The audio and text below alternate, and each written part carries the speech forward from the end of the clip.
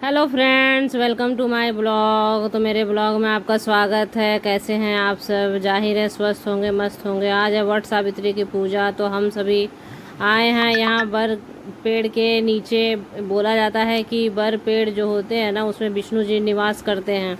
और विष्णु जी जो होते हैं वो सबों के रक्षक होते हैं, और ये हमारे लिए बहुत ही वरदान साबित होते हैं विष्णु जी।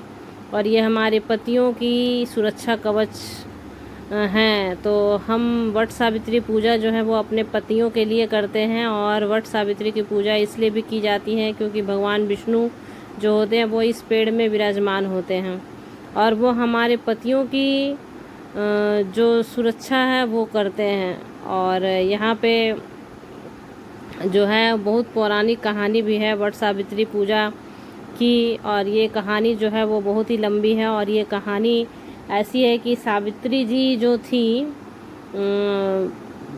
सत्यवान सावित्री की कहानी से ये जो वट सावित्री पूजा जो है वो आधारित है। कि वट सावित्री पूजा से क्यों प्रारंभ हुआ, कि यहाँ स्त्रियां जो है वो वट सावित्री की पूजा क्यों करती हैं।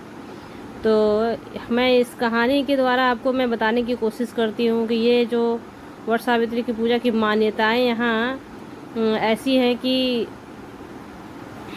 ये जो सावित्री जो थी, सत्यवान सावित्री, उनका उनके जो पिता थे उन्होंने कहा कि तुम अपनी शादी के लिए एक सुयोग्य वर तुम खुद ढूंढो। और वो जिसे ढूंढती है वो कहीं के महाराज होते हैं।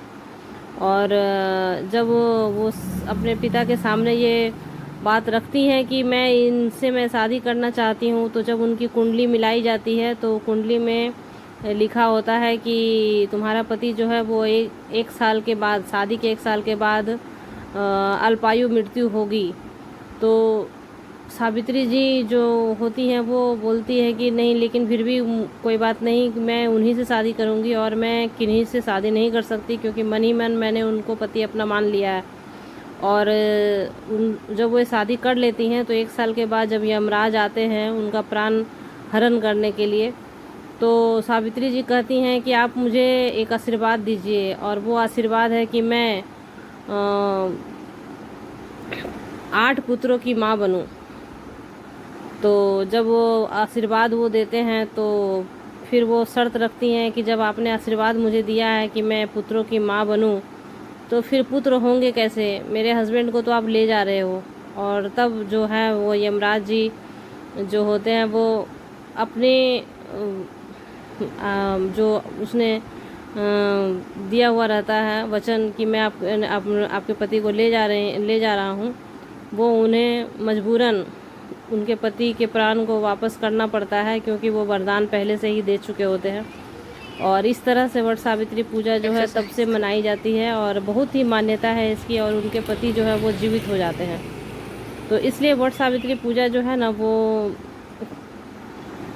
एक बहुत ही पुरानी मान्यता है। और इसलिए सुहागनें जितनी भी होती है ना, ये वट सावित्री की पूजा करती हैं कि सत्यवान जो है वो अपने पति के प्राण को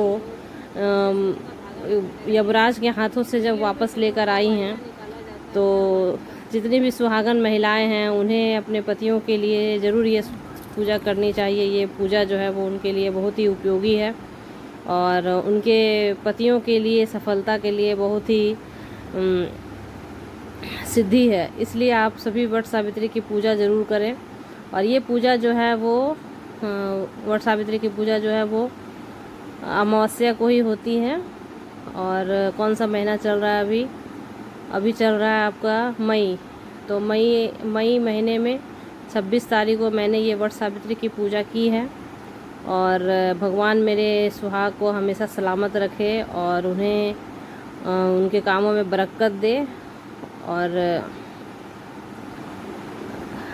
मेरा वीडियो यदि आपको अच्छा लगे तो आप हमें कमेंट और शेयर ज़रूर करें वीडियो को। और एक कमेंट ज़रूर कीजिएगा क्योंकि मैंने इस वीडियो को जो बनाया है ना, वो मैंने जो कथा जो कही है इस वीडियो में, उस कथा पे आधारित मुझे जो कहानी थी सावित्री जी की, वो कहानी मुझे याद आ गई और मैंने ये कहानी आपको सुना दिया बहुत ही शॉर्ट फॉर्म में। हालांकि ये जो कहानी की किताब थी जो मैंने पढ़ी है वो काफ़ी लंबी थी, लेकिन मैंने शॉर्ट फॉर्म में सुना दिया कि ये पूजा जो है वो क्यों की जाती है, आखिर क्या मकसद है इनके, क्या पौराणिक कथाएं हैं।